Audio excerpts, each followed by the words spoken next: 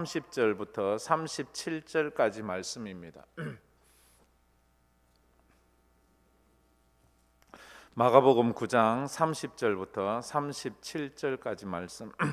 우리 다 같이 한 음성으로 읽겠습니다. 그곳을 떠나 갈릴리 가운데로 지날새 예수께서 아무에게도 알리고자 아니하시니 이는 제자들을 가르치시며 또 인자가 사람들의 손에 넘겨져 죽임을 당하고 죽은 지 3일 만에 살아나리라는 것을 말씀하셨기 때문이더라. 그러나 제자들은 이 말씀을 깨닫지 못하고 묻기도 두려워하더라. 가브나움에 이르러 집에 계실새 제자들에게 물으시되 너희가 길에서 서로 토론한 것이 무엇이냐 하시되 그들이 잠잠하니 이는 길에서 서로 누가 크냐 하고 쟁론하였음이라. 예수께서 앉으사 12 제자를 불러서 이르시되 누구든지 첫째가 되고자 하면 무사람의 끝이 되며 무사람을 섬기는 자가 되어야 하리라 하시고 어린 아이 하나를 데려다가 그들 가운데 세우시고 앉으시며 제자들에게 이르시되 누구든지 내 이름으로 이런 어린 아이 하나를 영접하면 곧 나를 영접하며 누구든지 나를 영접하면 나를 영접함이 아니요 나를 보내신 이를 영접함이니라. 아멘. 아멘. 예, 마가복음을 저희들이 보고 있습니다. 마가복음은 고난의 때를 살아갈 로마 교회 교인들에게 보내진 메시지입니다. 그래서 마가복음은 4개 복음, 마태, 마가, 누가, 요한복음 중에서 가장 짧고 가장 핵심만 딱 요약해져 있습니다. 그렇게 서론이 길지도 않고 이렇게 사설이 길지도 않습니다. 마가복음은 크게 두 부분으로 나눕니다. 전반부와 후반부로 나눕니다. 전반부는 예수님의 기적과 예수님의 치유와 예수님의 말씀으로 예수님의 신분에 대해, 예수님이 누구냐에 대해서 말씀합니다. 그래서 예수님이 사람을 고치고 병자를 고치고 기적을 행하고 또 말씀을 가르치면서 내가 누군지 아느냐. 그래서 결국 전반부의 마무리는 주는 그리스도시요 살아계신 하나님의 아들입니다 라는 베드로의 신앙 고백으로 마무리가 됩니다. 이제 그러면서 거기서 또 후반부가 시작이 됩니다. 가이사랴 빌립보에서 후반부에서는 예수님께서는 자신의 십자가 사역에 대해서 집중적으로 가르칩니다. 십자가에 대해서 가르치는 거죠. 지금까지 예수님을 쫓았던 사람들, 기적도 보고 치유도 하고 좋은 말씀도 듣고 떡도 얻어먹은 사람들에게 이제 십자가를 가르치는데, 십자가를 가르치면서 지금까지 따랐던 군중들이 하나 둘 떠나기 시작합니다. 떡 얻어먹는 건 좋아하는데, 병 고침 받고 기적 보는 건 좋아하는데 십자가는 사람들이 이해할 수 없었습니다. 그렇습니다. 예수님이 이적행하고 치유하고 좋은 말씀할 땐 사람들이 구름대처럼 모여들었습니다. 근데 이제 예수님께서 십자가 지고 죽고 부활한다는 말을 듣고는 사람들이 이제 많이 떠나기 시작했습니다. 그래서 지금 예수님은 제자들을 훈련하고 있는 거예요. 훈련 없는 군대는 군대가 아닙니다. 지금 이 땅에 지금 이 지구상에는 전쟁이 그치는 때가 없었거든요. 늘 전쟁이 있습니다. 작거나 크거나. 지금도 어쨌든 전쟁이 있습니다.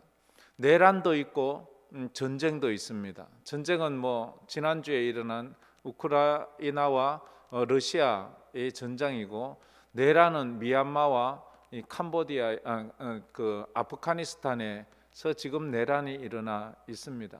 또 그 외에도 아프리카에는 수시로 이 내란이 일어나고 전쟁이 일어났다가 사라지기 때문에 아프리카에서 일어난 일들은 저희들이 잘 모르는 경우가 대다수입니다. 그렇기 때문에 훈련이 없는 군대는 전쟁을 만났을 때에 그 본성이 드러나는 거예요. 그 실력이 드러나는 겁니다.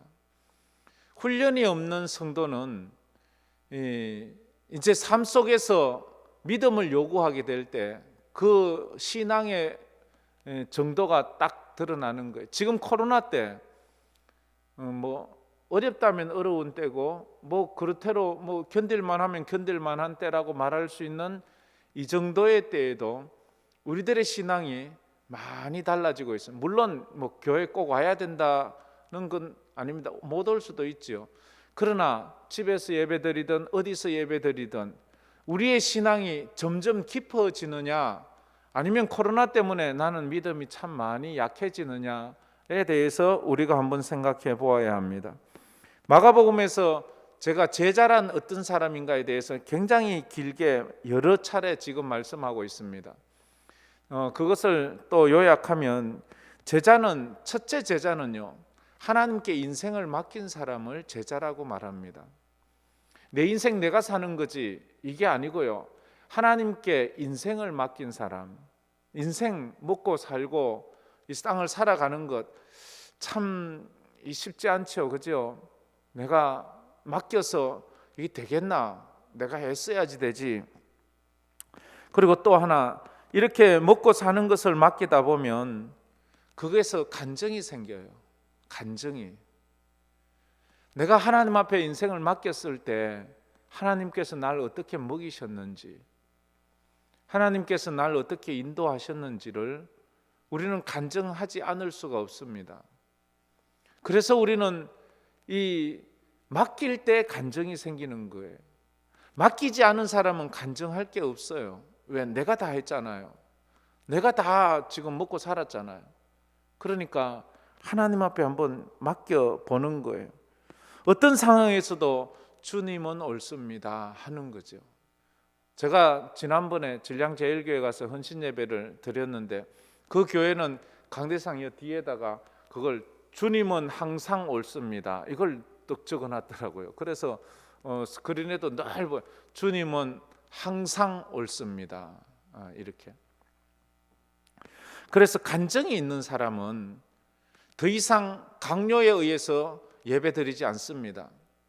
더 이상 누가 부탁한다고 해서 헌신하지 않습니다. 자기 스스로 예배하고 자기 스스로 헌신할 수 있습니다. 그런데 간증이 없는 사람은, 하나님을 체험한 적이 없는 사람은 참 믿음이 그렇게 견고하지 못하기 때문에 누가 부탁하지 않으면 잘 하기가 어렵습니다. 꼭 교회 오는 것도 누가 야 교회 가자 해야지 오지 스스로 잘 못 옵니다. 또 뭔가 헌신하고 섬겨야 될 때 야 같이 섬기자 해야지 하지, 자기가 알아서 자기가 필요한 부분에 섬긴다는 것은 그렇게 쉬운 게 아닙니다. 아니 나는 아직도 좀 바빠서. 이런 사람은 늘 자기 변명이 있습니다. 목사님, 내가 지금은 바쁘고 힘들어서 그렇지 내가 마음만 먹으면 언제든지 할 수 있습니다. 내가 마음만 먹으면 언제든지 예배하고 마음만 먹으면 언제든지 헌금도 하고 마음만 먹으면 언제든지 섬길 수 있습니다. 그런데 그 마음이요, 그래 자기 마음대로 되는 게 아닙니다.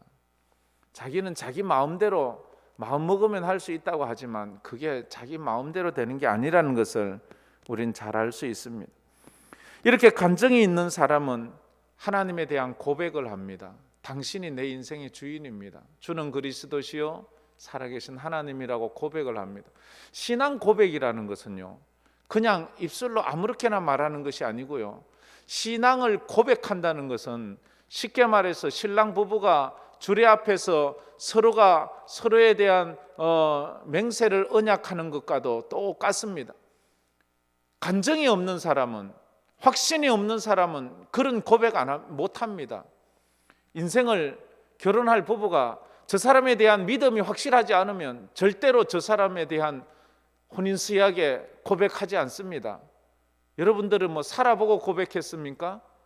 확신을 가지고 그렇게 고백을 해서 살아가는 것 아닙니까? 신앙 고백도 그런 거예요. 주는 그리스도시요 살아계신 하나님의 아들입니다. 이 고백은 간증에서 나오는 거예요. 간증은 내가 맡길 때 간증이 생기는 거예요. 우리 인생이 참 녹록하지가 않습니다. 그래서 하나님한테 믿음으로 나간다는 것은 은혜가 아니면 살아갈 수가 없습니다.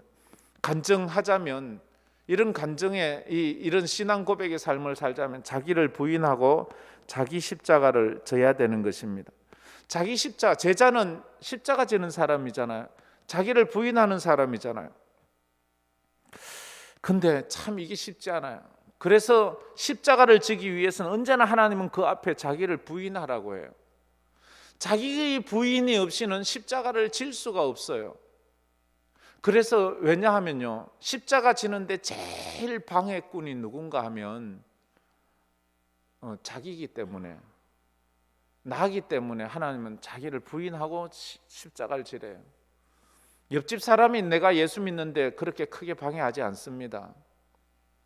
저 건너편 마을에 있는 사람이 내가 예수 믿는 거 방해하지 않습니다.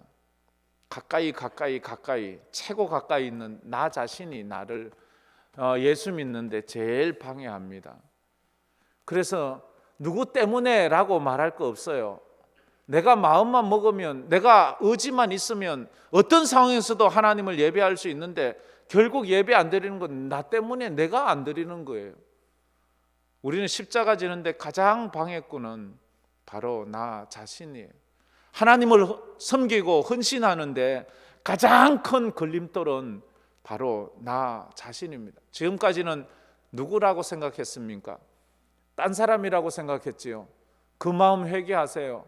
하나님, 저 사람인 줄 알았는데 저 사람이 아니고 바로 나군요.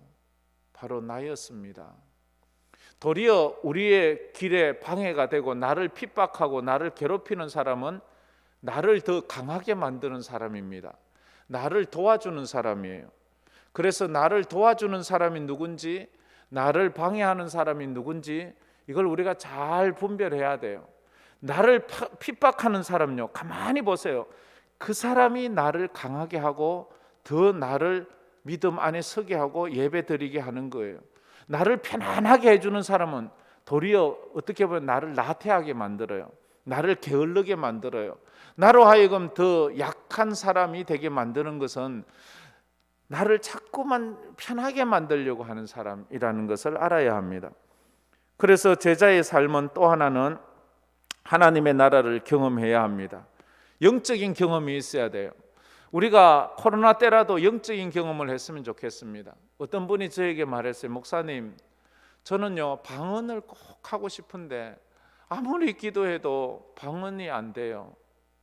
그래요, 방언 안 해도 구원 받습니다. 그러나 하나님이 기뻐하시면 주실 거예요. 그런데 제 경험상 방언은 간절히 기도하니까 하나님께서 주시더라고요. 저는 방언이 뭔지도 모르는데 그냥 혼자 열심히 산에 가서 기도하는데 하나님이 주시더라고요. 그래서 열심히 뜨겁게 그냥 가만히 앉아서 편안하게 두 다리 뻗고 앉아서 기도하는 것보다는 간절히 기도하면 하나님이 사모하는 자에게 그런 영적인 체험을 하게 하는 거예요. 우리 신앙생활이 따분한 이유가 뭔지 아세요? 우리 신앙생활이 무미건조하고 뜨뜻미지근한 이유가 뭔가 하면요, 우리가 영적인 체험이 없어서 그래요. 한번 영적인 체험을 강하게 한번 하면 우리 신앙이 뜨뜻미지근 무미건조 이렇게 하지 않아요. 열심히 할 수. 제자로서 어떨 때는 막 세상에서 예수 믿는 것이 바보처럼 보이고 주일날 교회 가는 것이 어리석어 보이고 주를 위해 헌신하는 것이 시간 낭비인 것처럼 보일 그런 때도 있어요. 살다 보면. 그런 때 어떻게 이겨내는가 하면 영적인 체험이 있는 사람은요, 그런 걸 이겨내고 그걸 뚫고 나가요. 그런데 그럴 때, 그런 시험이 올 때 영적인 체험이 약한 사람은 그만 퍽썩 주저앉아요.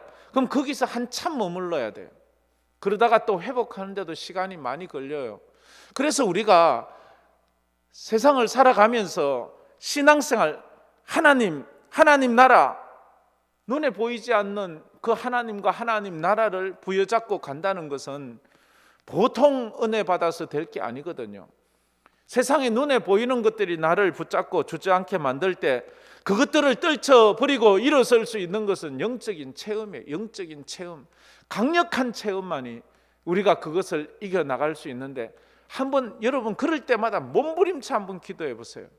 지내놓고 나면 그때의 고난이 내게 더 큰 길로 가게 하는 통로가 되었다. 요즘 제가 지난주까지 금요일 날 고난 가운데 깨닫는 하나님의 은혜라는 설교를 했지요. 고난은 결코 우리를 망하게 하지 않습니다. 고난은 우리를 더 강한 그리스도인이 되게 하고 더 하나님께 가까이 가게 하는 그런 통로가 된다는 것을 우리가 알아야 합니다. 그리고 지난주에는 제자의 삶이라는 것은 기도하는 것이 제자라고 했습니다. 토론하는 것이 제자가 아니에요. 우리의 사역의 현장은 예배당이 아니에요. 우리의 사역의 현장은 어디예요? 세상이에요. 오늘도 예배당에 앉아 있는 이유는 은혜 받고 힘 받아서 세상에서 예수쟁이로 살아가기 위해서 그래요. 교회 와서 은혜 안 받으면 세상에서 예수쟁이로 살기가 참 어려워요. 그냥 세상 사람처럼 살아요. 세상 사람인 양 살아요. 그러다 어느 날 내가 이러면 안 되지 이런 생각이 들 때가 있죠. 성도는 토론하는 사람이 아니고 기도하는 사람이에요. 문제가 당했을 때 제자들은 그 문제로 자꾸 토론했어요. 토론하다 보면 논쟁이 돼요. 논쟁하다 보면 서로 마음에 자존심 상하고 서로 싸우게 돼요. 그래서 참 우리가 논쟁도 하고 토론도 해야 되지만 먼저 기도를 많이 해야 합니다. 그리고 마지막으로 은혜 받는 것도 중요하지만 은혜 받은 후의 삶이 참 중요해요. 은혜는 받았어요. 그런데 그 다음에 아무 삶이 없어요. 돈을 버는 것도 중요한데 돈 벌고 난 이후의 삶이 중요하죠. 돈은 많이 벌었어요. 창고에 막 금고에 가득 채워놨어요. 그런데 그게 다예요. 그럼 그 돈 번 걸로 뭔가 해야 될 거 아니에요. 사회와 이웃과 나라를 위해서 유익한 삶을 살아. 돈 버는 게 목적일 수는 없잖아요. 돈을 벌어서 그걸 어디에 쓰느냐가 목적이지. 은혜 받는 것이 우리의 목적이 아니고 은혜 받은 사람의 삶을 살기 위해서 은혜를 받는 거 아니겠습니까? 오늘도 그래서 우리가 하나님 앞에 은혜를 구하는 것입니다. 이제 오늘 본문 말씀에 보면 예수님은 공생애를 시작하면서 이제 사역의 방향을 틀고 있습니다. 가이사랴 빌립보 그 지방에서 베드로의 신앙 고백을 들으면서 예수님의 사역이 완전히 다른 방향으로 틀어졌는데 그때 가이사랴 빌립보 지역에서부터 처음 하신 말씀이 예수님의 고난과 죽으심과 부활에 대한 이야기를 그때 시작해요. 마가복음에는 그 이야기를 3번 하세요. 예수님께서 십자가에 대한 예언을 3번 하는데 첫 번째가 가이사랴 빌립보 지역에서 첫 번째 했어요. 그때도 제자가 넘어졌죠. 베드로는 예수님 그런 일이 어디 있습니까? 제가 막아드리겠습니다. 제가 목숨을 다해. 그러다가 사단아 물러가라. 그걸 이해할 수 없었어요. 예수님 지금 잘 나가잖아요. 기적 행하고 병 고치고 사람들에게 먹을 거 주고 사람들이 구름대처럼 모여서 당신을 임금 삼으려고 하잖아요. 그런데 왜 당신은 죽는다고 말합니까? 죽으면 안 돼요. 죽으면 안 된다는 거죠. 그런데 예수님은 죽어야 된다고 말씀을 하셨습니다. 그게 8장 31절인데 오늘 9장 31절, 8장 31절에도 그 말씀을 하셨는데 9장 31절에 와서도 또 그 말씀을 9장 31절 우리 다 같이 저 말씀 다 같이 읽어보겠습니다. 이는 제자들을 가르치시며 또 인자가 사람들의 손에 넘겨져 죽임을 당하고 죽은 지 3일 만에 살아나리라는 것을 말씀하셨기 때문이더라. 예수님께서 사람들에게 넘겨져 죽임 당하고 3일 만에 살아나야 하리라. 이 말씀을 해요. 그 다음에 세 번째는 마가복음 10장에서 또 말하죠. 10장 34절에 말하는 똑같이 말해요. 예수님은 이제 자기의 인생의 시간이 얼마 많이 남지 않았음을 알았어요. 이제 내가 내 사역을 마무리해야 되는 것을 아셨어요. 그래서 이제 본질로 들어가는 거예요. 본질. 예수님께서 이 땅에 오신 근본적인 본질, 목적, 그걸로 돌아가는 거예요. 예수님이 이 땅에 오신 목적은 왕이 되기 위한 게 아니에요. 예수님의 이 땅에 오신 목적은 제물 되기 위해서 오셨어요. 제물. 죄 지은 인간, 아담의 죄로 다 지옥 가야 되는 인간들을 위한 제물 되기 위해서 오셨어요. 제물은 죽는 거예요. 자기가 어린 양이 되어 제물 되고 자기가 제사장. 참 예수님은 그래요. 자기가 제사장이면서 동시에 자기가 제물 되는 거예요. 그래서 십자가의 제물로 올려지는데 제물은 죽어야 돼요. 제물이 살아나면 안 돼요. 제물은 죽어야 돼요. 그런데 제자들이 첫 번째도 베드로가 이해 못하고 예수님 그렇지 마십시오라고 말했는 것처럼 두 번째도 제자들은 예수님이 이래 말씀하시는데 도무지 이게 무슨 말씀인지 이해도 안 하고 이해하려고도 하지 않고 관심도 기울이지 않는 거예요. 제자들의 관심은 딴 데 있기 때문입니다. 제자들은 예수님의 이야기를 알아듣지 못했어요. 그래서 32절에 이렇게 말하는 거예요. 32절 말씀 우리 다 같이 한번 읽어봅시다. 그러나 제자들은 이 말씀을 깨닫지 못하고 묻기도 두려워하더라. 왜 그랬어요? 왜 제자들은 못 알아들었을까요?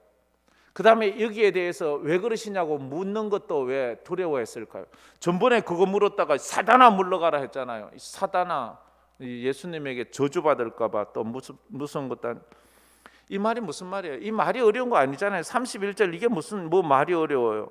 인자가 사람들이 손에 넘겨져 죽고 죽은 지 3일 만에 살아나겠다. 이건 말은 어렵지 않아요. 말이 어려운 것이 아니고 예수님의 말을 받아들일 마음의 준비가 되어 있지 않아서 그래요. 우리가 그럴 때가 있거든요. 그 말이 어려운 게 아니고 그 말을 받아들일 마음의 준비가 되어 있지 않으면 그 말을 이해하지 않으려고 해요. 부모님이 야 여기 와서 이 방 좀 청소해 이러면 예? 뭐라고요? 이래요. 청소하라는 거잖아요. 근데 그거 하기 싫으면 엉뚱한 소리 해요. 그 말이 어려운 게 아니고 그 말을 순종하고 싶지 않은 거예요. 야 이제 너 부모님에게 너도 이제 직장을 가졌고 하니까 한 달에 용돈 좀 줘야지 부모님에게도 이러면 예? 뭐라고요? 나 요즘 바빠요 뭐 이러면서 자기 그 말을 이해하지 못하는 건 아니에요. 그 말에 대해서 순종할 마음의 준비가 되어 있지 않아요. 예수님이 지금 십자가에 못 박혀 죽는다 하는데 그 말은 참 이해는 하죠. 그 말이 무슨 말인지는 아는데 그 말을 받아들일 수가 없는 거예요. 사람들은 자기가 듣고 싶은 말만 듣는 경향이 있어요. 그리고 사람들은 자기가 보고 싶은 것만 보려고 할 때가 참 많이 있어요. 그래서 야 저것 좀 봐 저기 저거 있잖아 하면 자기가 보고 싶은 것을 보기 때문에 그게 눈에 들어오지를 않아요. 결혼할 때도 보면 부모님이 야 그 사람 안 되겠다 이러면 막 자기는 이미 그 사람에게 완전히 마음이 갔기 때문에 그 말이 귀에 들어오지 않아요.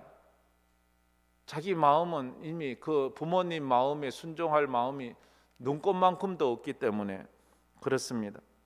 그래서 우리가 성경을 읽고 들을 때에 내가 자꾸 듣고 싶은 것만 듣고 아멘 하지 말고 어떨 땐 내가 이해되지 않지만 그 말씀이 무슨 말인가 곰곰이 생각하고 또 생각해야 돼요. 그래서 이 책에다가 밑줄 그으려고 하지 말고 내 마음에 먼저 밑줄을 자꾸 그어야 돼요. 그래서 하나님께서 내게 주시는 그 말씀을 내가 참 잘 받아들이는 그런 사람이 되어야 된다는 것입니다. 그리고 제자들이 왜 이렇게 못 알아들었는가 하면 제자들의 마음이 콩밭에 가 있기 때문이에요. 딴 생각을 했기 때문이에요. 제자들의 생각과 예수님의 생각은 하늘과 땅 차이로 지금 달라져요. 예수님이 예루살렘에 올라가는 이유가 뭐예요? 십자가 지고 죽으려고 가는데 제자들이 지금 예수님을 따라 예루살렘에 올라가는 이유는 뭐예요? 왕이 되신 예수님에게 큰 벼슬을 하사받아서 그 예루살렘에 있는 큰 집에서 자기가 많은 하인들을 거느리며 큰 소리치며 살 꿈에 부풀어져 있는 거예요. 우리 12은 이미 12 장관이 되는 게 보장되지 않았겠어? 그러면 예루살렘에 가면 큰 집이 누구 집이 있는데 그놈들 다 쫓아내고 우리가 그 집에 살아야지. 그 집에 하인이 몇이라던데 그 집은 방이 몇 개라던데 그 집은 뭐가 어떻다던데 이런 얘기를 하고 있는 사람들에게 죽겠다는 얘기는 귀에 들어오지가 않습니다. 귀에 들어올 생각이 없어요. 제자들의 마음은 완전히 지금 딴 데가 있어요. 어떤 마음을 가졌다고요? 34절에 그들이 어떤 마음을 가졌는지 잘 나와 있어요. 우리 34절 말씀 다 같이 한번 읽어보겠습니다. 그들이 잠잠하니 이는 길에서 서로 누가 크냐 하고 쟁론하였습니다. 예수님은 지금 십자가 지로 가는데 그들은 누가 더 크냐? 올라가면 내가 더 좌의정하고 우의정하고 영의정하고 내가 더 높은 벼슬을 해야지. 내가 예수님 더 빨리 따라와서 아니야. 내가 예수님을 위해서 더 많은 걸 드렸다니까. 내가 주를 위해서 더 많은 일을 했잖아. 너희들은 나보다 적게 했잖아. 서로 막 이런 것과 싸우는 거예요. 참 이게 우리의 죄성이 아니겠습니까? 우리는 십자가를 지기 위해서 싸우는 것이 아니고 자기가 높임받고 대접받으려고 하는데 싸움이 나는 거예요. 사실 우리의 싸움은 전부 그거 아니에요. 내가 더 고생할게, 내가 더 헌금 많이 할게, 내가 더 희생 많이 할게. 이것 가지고 싸우는 교회가 과연 이 세상에 얼마나 있을까요? 이건 안 싸워요. 내가 이거 더 할게 하면 그래 네 해라 이렇게 하고 말지. 싸우는 이유는 내가 먼저 왔는데 내가 더 많이 했는데 지금 예수님의 제자들이 이렇게 했어요. 이 훌륭하신 분들이 우리가 신발 벗고 쫓아가고 아침밥 먹고 쫓아가도 못 쫓아갈 이런 위대한 분들이 또 이렇게 했다고요. 이게 인간의 죄성이에요. 우리는 주여 내가 누구보다도 저 사람보다 내가 더 헌신해야지. 저 사람보다도 내가 수고해야지. 그런 마음에 영적인 질투가 나야 되는데 세상적인 질투가 많이 난다는 거예요. 그때 예수님이 가르치시지요. 35절에 예수님의 가르침은 이런 것이었습니다. 35절 말씀 우리 다 같이 읽겠습니다. 예수께서 앉으사 12 제자를 불러서 이르시되 누구든지 첫째가 되고자 하면 무사람의 끝이 되며 무사람을 섬기는 자가 되어야 하리라 하시고, 이거는 지금 우리가 2000년 지나서 이 말을 들으니까 이게 무슨 말인지 실감이 안 나요. 머리로 이해되지만 당시 2000년 전으로 가서 한번 생각해 보세요. 2000년 전에는요, 이 계급사예요. 신분이 딱 정해져 있잖아요. 주인이 있고 하인이 있고 노예가 있잖아요. 그러면 주인은 시키는 사람이지, 그리고 하인은 시키는 대로 움직이는 사람이에요. 그래서 주인은 언제나 대접받는 사람이고 하인은 언제나 대접하는 사람이에요. 이게 바뀌는 건 아니에요. 바뀌는 건 신분이 바뀌는 것을 말해요. 신분이 바뀌는 거예요. 주인이 만약 섬기는 자리로 왔다 이러면 이 사람이 겸손하네 이게 아니고 이 사람이 종이 된 거예요. 종이 된 사람이 섬기는 거예요. 근데 예수님이 지금 그 말을 하는 거예요. 종이 하는 일을 해야지 높은 사람이 되고 주인이 하는 일을 하는 사람은 낮은 사람이라는 거예요. 그러니까 헷갈리는 거예요. 아니 대접받는 거는 주인이 하는 건데 이걸 하면 종이래요. 대접하는 거는 종이 하는데 이걸 해야지 높아진대요. 이해하시겠어요? 이해는 되잖아요, 그죠? 이해는 되는데 이게 그 시대에 얼마나 이건 있을 수 없는 이야기를 지금 하고 계시는 거예요. 지금 우리나라에는 대통령 선거를 앞두고 있습니다. 대통령이 되려는 사람이 지금 14명이나 되더라고요. 참 많아요. 14명이나 되니까 그분들은 아무리 생각해 보아도 저보다는 똑똑하고 저보다도 부자고 저보다도 사람들에게 영향력이 있는 사람이면 틀림없어요. 그러니까 대통령 후보에 등록을 하자면 돈도 많이 내야 돼요. 등록을 하자면 자기가 하고 싶다고 하는 게 아니고요. 그 사람이 등록할 때에 거기 사인해 주는 사람이요 꽤 많아야 됩니다. 10명 사인한다고 되는 게 아니고요. 제가 정확한 건 모르겠는데 대통령 되려고 하는데도 한 1000명 500명입니까? 5000명입니까? 그 정도 사인을 받아야지만 대통령 후보를 할 수 있는 거예요. 나는 5000명 사인 못 받아와요. 제가 대통령 나가겠으니까 사인해 주실래요? 당신 누군데? 그러니까 저분들은 그만큼 훌륭한 사람들이에요. 그런데 저 사람들이 왜 대통령이 되려고 하나요? 섬기려고? 희생하려고? 가난해지려고? 자기 재산 다 팔아서 나라를 위해서 헌신하려고? 한번 물어봤으면 좋겠어요. 그래요. 당신 대통령이 되면 당신 재산 다 팔아서 나라와 민족을 위해 드리겠습니까? 그 중에 몇 명이나 나 그렇게 하겠어요? 모르겠어요. 이상한 사람 한 명이 있어요. 그 이상한 사람 한 명, 그 허씨라는 사람이 있는데 그 사람은 다 팔아 줄라나? 그렇게 돈을 많이 준다 하니까. 다른 사람들은 아마 아닐걸요. 대통령이 되려는 이유가 섬김, 희생, 자기 손해, 정말로 나라와 민족을 위해서, 가난하고 천대받는 사람들을 위해서 자기 전 재산. 지금 다는 그 중에 대통령 후보 중에서도 가난한 사람이 있어요. 그러나 그 앞에 선 사람 몇 명은 어마어마한 부자잖아요. 진짜로 뭐 어마어마한 부자라고요. 근데 그 사람들이 대통령 마치고 나서 그 재산이 한 톨이라도 줄어드나요? 몇 배로 불어나지? 그럼 그 사람들은 도대체 왜 대통령을 하려고 하는 거예요? 근데 세상은 그럴 수 있어요. 뭐 그런 걸 용인하니까. 그러면 우리가 하나님의 교회를 섬기는 데 있어서 우리는 세상 사람들처럼 해야 되나? 내가 하나님의 교회에 직을 맡고 이래서 복을 받는 거 중요하죠. 뭐 예수님 믿는다고 찌질이 가난한다 해야만 한다는 이유는 없으니까 그런 희생과 헌신과 섬김을 위해서 내가 진짜 직분자가 됐고 사명을 감당하고 있는지 한번 우리가 되물어 봐야 돼요. 그렇지 않으면 예수님 십자가 지러 가는데 우린 제자들처럼 예수님 왜 그러세요? 왜 엉뚱한 소리를 하세요? 그러지 마세요. 예수님 지금 분위기 좋은데 왜 이러세요? 이런 말밖에는 할 수 없어요. 우리는 우리 자신에게 물어봐야 돼요. 나는 주를 위해서 얼마나 낮아질 수 있을까? 나는 주를 위해서 얼마나 많은 것을 내려놓을 수 있을까? 나는 주를 위해서 언제까지 섬길 수 있을까? 제가 전에도 한번 얘기 드렸는데 미국 가서 참 부끄러운 적이 있었어요. 한 번은 그 제가 모시던 그 목사님께서, 그분은 참 특이한 목사님이셨어요. 자기 교회를 자기가 손수 짓고 또 쓸고 닦고 그래요.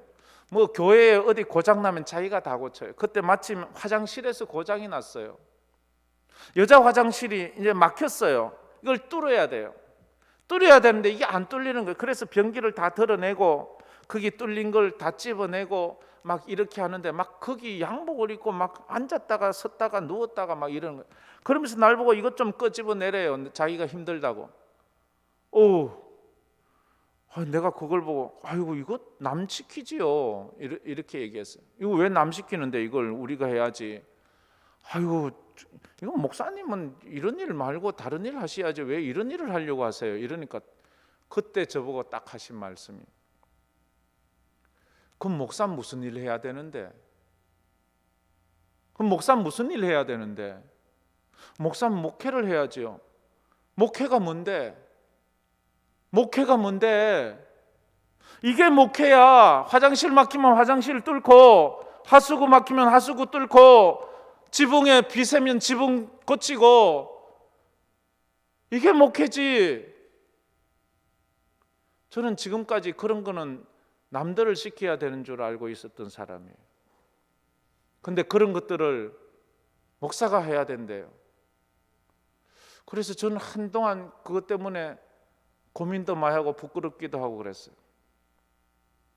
김 목사, 진짜 목사가 되려면 그 의자에 앉아서 펜대나 굴리고 설교단에 앉아서 가지고 입이나 나불랑 대는 거, 그게 목회인 줄 알아?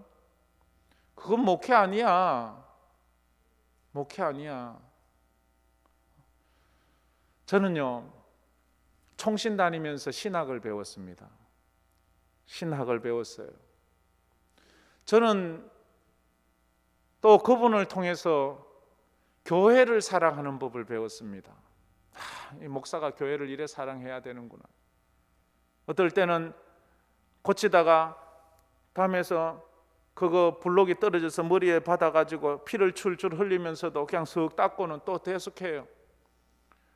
감당을 못하겠어요. 저는요, 그분을 아무리 따라가려고 해도 안 돼요. 제가 축구를 하다가 꼽사가 된 4개월 꼽사가 된 적이 있었는데 허리가 안 펴져가지고, 그런데 나를 데리고 LA 시내를 그냥 뺑바퀴를 도는 거예요. 그런데 내가 그분에게 감히 힘들다고 말을 못한 이유는, 그분은 설교하다가 여기서 넘어져 버리는데, 기절해 버리는데, 그런데도 벌떡 일어나서 또 걸어가는데, 아니 큰 교회도 아니고 뭐 위대한 목회를 하는 건 아닌데, 그분은 자기에게 맡겨진 일을 위해서는 목숨을 걸고 하는 거예요. 이건 그냥 입에 발린 게 아니고 자기는 목숨을 걸고 해요. 지금 해가지고 저기 앰뷸런스가 와서 막 데리고 왔는데도 괜찮아요 하면서 또 일어나고, 이거 하다 설교하다 벌떡 넘어져 기절해 버리는데, 뭐 완전 절도를 해 버리는데, 그런 사람이 가자 이러는데, 아이고 목사님 나 허리 아파서 못 가요. 허리 웃기고 있네, 따라와 이카는데. 하나님 교회를 사랑하는 분, 제가 그 다음에 하나님 사랑하는 것을 또 그건 성도에게 배웠어요. 어떤 장로님에게. 하나님을 사랑하는데 자기 전 재산을 다 드려요. 전 재산이 그냥 뭐 작은 거 집 한 채 다리 이게 아니고요, 완전 자기 전 재산을 다 바쳐요. 와, 이건 뭐 감히 상상을 못할 정도의. 그리고 나서 제가 하나님 앞에 울면서 기도한 게 하나 있어요. 하나님, 제가 신학도 하나님 말씀도 사랑하는 법도 배우고 교회를 사랑하는 법도 배우고 하나님 사랑하는 법도 배웠는데, 아직 제가 배우지 못한 것이 한 가지 있어요. 그게 뭔가 하면 교인 사랑하는 법을 배우지 못했어요. 그래서 제가 울면서 기도했어요. 하나님, 제가 교인을 사랑할 수 있는 법을 좀 가르쳐 주세요. 너무나도 많은 사람들이 목회자에게 사랑을 받고 싶은데 목회자가 교인을 사랑하지 못해서 도리어 사랑받으려고 하다 보니까, 근데 아직도 안 돼요. 그게 참 안 돼요. 목사랍시고 어디 가면 거드름 피우려고 하고 높은 자리에 앉으려고 하고 이런 건 있는데, 섬기고 낮아지고 그런 게 안 돼요. 그래서 참 이런 설교하는 건 굉장히 목사에게는 부담이고 목사에게는 참 어려움이 있습니다. 왜냐하면 내가 내 발등 찍는 거잖아요. 지금 잘못하면 목사님 그때 그랬잖아요 이러면 참 이게, 그럼에도 불구하고 이게 좀 필요한 것 같아요. 내가 얼마까지 낮아질 수 있는지를 내가 계속 도전해야 돼요. 내가 얼마까지 내려놓을 수 있는지. 예수님은 얼마나 낮아지셨어요. 인간이 되시고 십자가에 멸시천대 침뱉음 당할 때까지 내려놓고 낮아지고 그렇게 인내하고 참았는데, 우리가 주를 위해서 그래 못할 때가 많잖아요. 교회에서 높아지려고 한다면 다시 한번 빌립보서 2장 5절을 우리가 기억해야 돼요. 빌립보서 2장 5절, 너희 안에 이 마음을 품으라 곧 그리스도 예수의 마음이니 그런 근본 하나님의 본체시나 하나님과 동등됨을 취할 것으로 여기지 아니하시고 오히려 자기를 비워 종의 형체를 가져 사람들과 같이 되셨고 사람의 모양으로 나타나사 자기를 낮추시고 죽기까지 복종하셨으니 곧 십자가에 죽으심이라. 이렇게 말씀하셨잖아요. 십자가가 우리에게 불편한 이유는 뭐예요? 더 낮아지라고 하기 때문이에요. 더 손해보라고 하기 때문이에요. 더 포기하라고 하기 때문이에요. 나는 이만큼만 하면 된 것 같은데, 나는 이만큼만 하면 된 것 같은데 하나님은 아니다. 더 낮아져. 더 포기해. 더 내려놓아. 그래서 날마다 우리는 나 자신을 부인해야 돼요. 나 자신을 쳐서 복종시켜야 돼요. 이 문제는 12제자 예수님의 사도들도 이 문제에 넘어졌는데 나라고 뭐 별 수 있습니까? 제가 이렇게 말한다고 제가 이런 삶을 사는 사람이 아니라는 건 여러분 잘 아시잖아요. 저도 이 말조차도 할 자격이 없는 아주 못난 사람이라고 저는 알고 있습니다. 우리는 우리와 싸워야 합니다. 나는 이런 문제에 상관없겠거니. 아니요, 우리가 이런 문제에 상관이 있어요. 별것 아닌데도 조만한 교회에서, 조만한 노예에서, 조만한 시차례에서 서로 높아지려고 하고 서로 큰 소리, 아이고 도토리 키재기인데도 그렇게 할 때가 얼마나 많은지 모르겠어요. 이건 어쩌면 교인들보다도 목사들이 좀 참 부끄러운 것 같아요. 그래서 우리가 빌립보서 2장 5절부터 8절까지 말씀 생각하면서 우리 한번 같이 저 스크린 보고 같이 한번 읽었으면 좋겠습니다. 너희 안에 이 마음을 품으라. 곧 그리스도 예수의 마음이니 그는 근본 하나님의 본체시나 하나님과 동등됨을 취할 것으로 여기지 아니하시고 오히려 자기를 비워 종의 형체를 가지사 사람들과 같이 되셨고 사람의 모양으로 나타나사 자기를 낮추시고 죽기까지 복종하셨으니 그 십자가에 죽으심이라. 예수님이 왜 이렇게 되셨을까요? 예수님은 처음부터 죽기로 작정을 했어요. 처음부터 모든 것 내려놓기로 마음에 작정을 하고 하늘에서 오셨어요. 그분은 처음부터 나는 아무것도 없다, 나는 아예 아무것도 누리지 않는다는 그 마음의 각오를 딱 했어요. 그렇게 하셔서 그래 하는 거예요. 낮아짐에 대한 예수님의 가르침 36절 37절에 어린아이를 세우시고 그 아이와 같이 낮아져야 된다고 말하잖아요. 가장 낮은 사람, 계층, 어린아이는 가장 낮은 지위예요. 어린아이는 누구나 다 함부로 말할 수 있고 함부로 와라 가라 할 수 있고 함부로 무슨 일을 시킬 수 있는 존재가 어린아이예요. 어린아이는 누구에게도 시킬 사람이 없어요. 자기가 가장 낮은 사람이기 때문에. 그런 낮은 사람을 말하시잖아요. 이 어린아이 하나를 영접하면 곧 나를 영접합니다 라고. 이 어린아이를 영접하라, 대접하라는 말.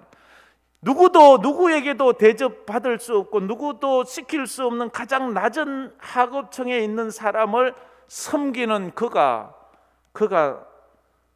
높은 사람이 된다는 거예요.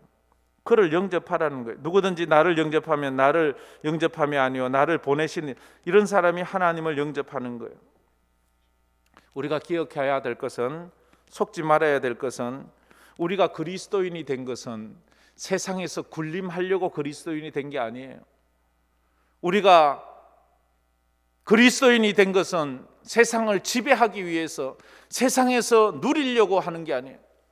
이건 좀 실감이 안 오는데 다시 좀 실감나게 합니다. 제가 목사가 된 것은 누구를 군림하기 위해서가 아니에요. 제가 목사가 된 것은 누구를 부리기 위해서 하는 것이 아니에요. 제가 목사가 된 것은 높아지려고 하는 것이 아니에요. 그런데 제 속에는요, 높아지려고 하는 게 있어요. 군림하려고 하는 게 있어요. 대접받으려고 하는 게 있어요. 그래도 저에게 존중은 해주세요. 존중은 해주시지만 너무 과하게 막 이렇게는 하지 마세요.